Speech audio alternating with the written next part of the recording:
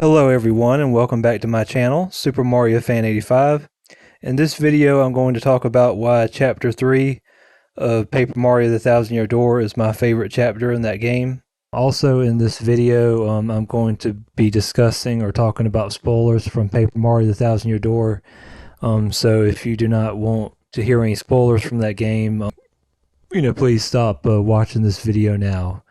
Anyway, as I was saying, Chapter 3 of The Thousand Year Door is my favorite chapter in that game, and of course that chapter is called Of Glitz and Glory. Anyway, in this chapter, Mario and Party traveled to a floating city called Glitzville, and this floating city in the sky, and they travel to the city to find the next and the third crystal star they're looking for.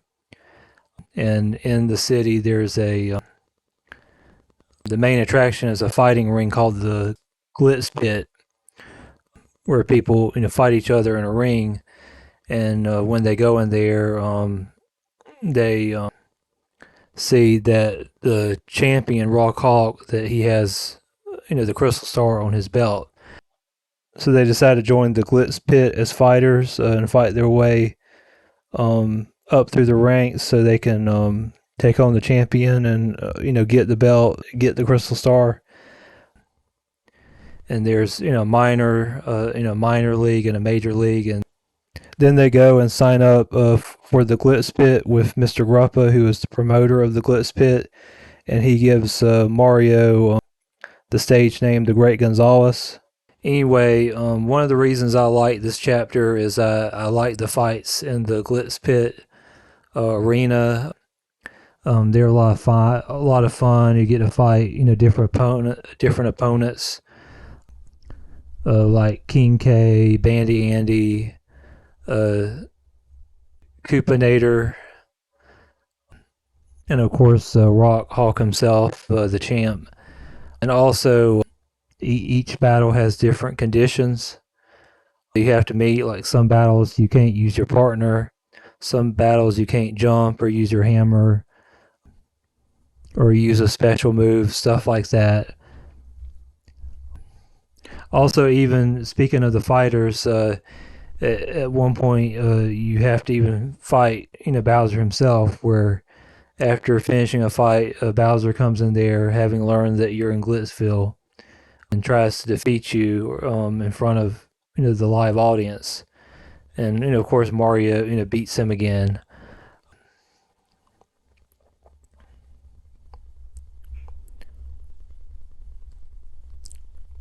And also, as you fight in these matches, you earn money from each one. Of course, the higher you go up in the ranks, the more money you make.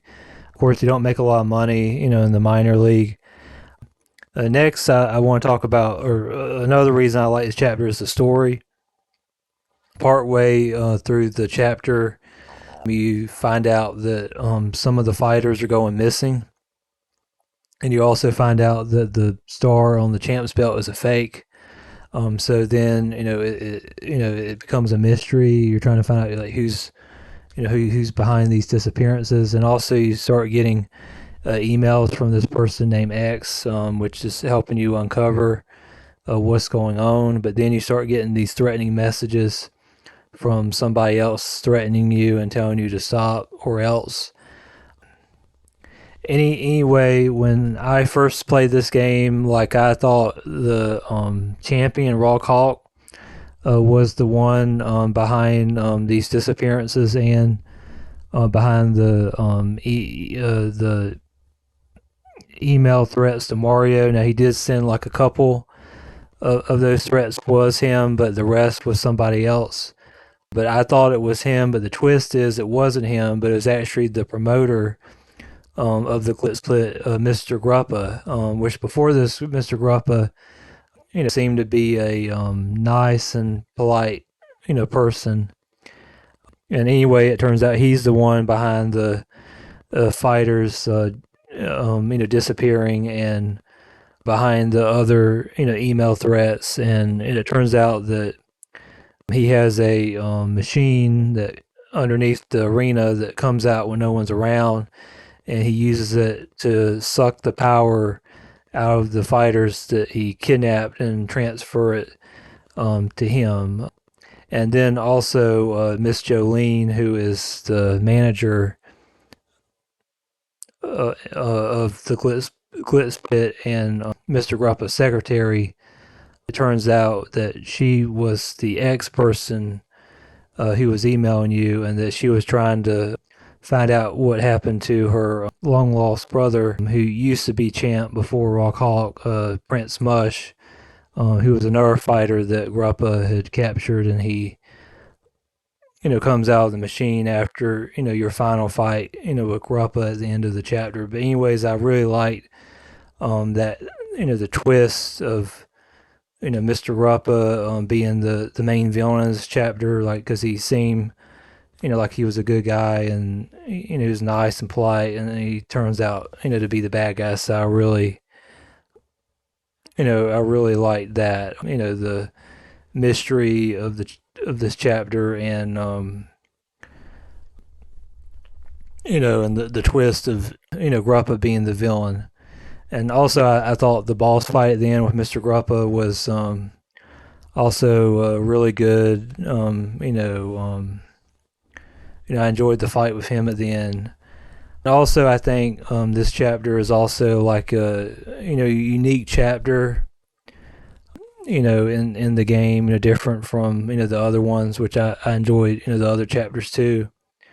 But anyway, this is why chapter 3 of Blitz and Glory is my favorite chapter in the Thousand Year Door.